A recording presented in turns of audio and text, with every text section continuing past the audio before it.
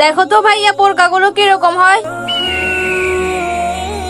তুই বোরকা দেখা লাগবে না, আমি তোর জন্য বোরকা কিনে রেখেছি। ঠিক আছে ভাইয়া, আমি বোরকাটা এখনই পরে আসতেছি। আসসালামু আলাইকুম আসিফ ভাই। ওয়ালাইকুম সালাম শাহিদ ভাই, আসেন বসেন।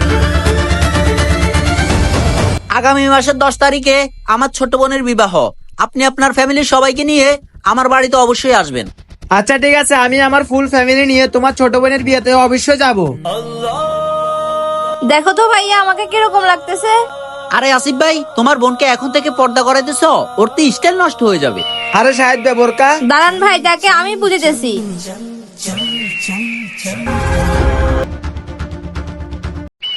ভাইয়া ধরেন, এখান থেকে একটা গ্লাস পানি নেন।